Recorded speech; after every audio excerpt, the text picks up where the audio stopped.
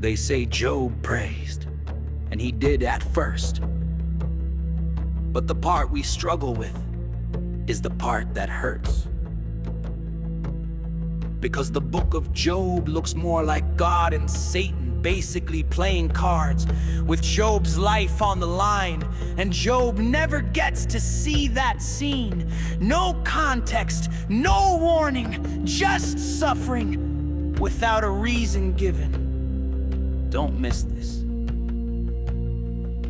Yes, that scene is in the story, but if we're not careful, we make it the whole story. Like the takeaway is how God wins a bet, and we make God sound like a cosmic bully, crushing the innocent just to prove a point. But the story's deeper than that. It doesn't end with Job getting all the answers he was looking for. It ends with divine presence, a God who shows up not with explanations, but as the God who stays, a God who never left and never will.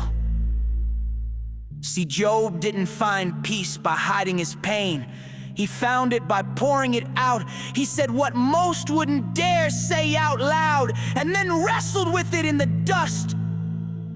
He sat in the ashes, scraped his skin with broken pottery while his friends offered theology, but no comfort.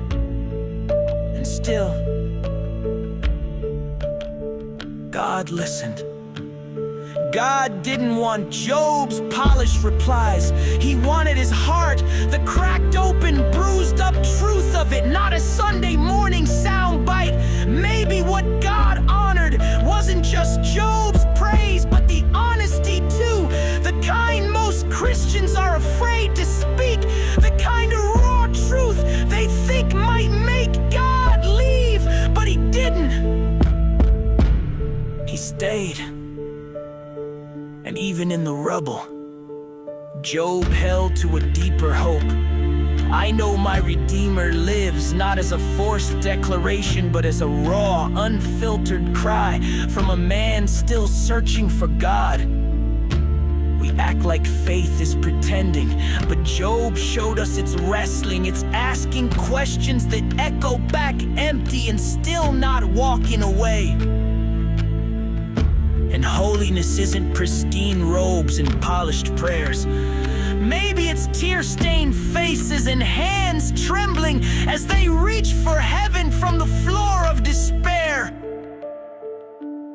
So if all you've got is broken words, bring them. If all you've got is silence, he can handle that too. Because the God who restored Job was the God who stayed with him in the dark.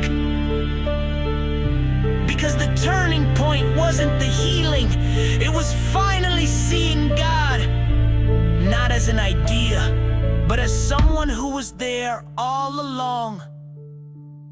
That's what changed Job. That's what still changes us. Job 42:5. I had heard of you by the hearing of the ear, but now my eye sees you.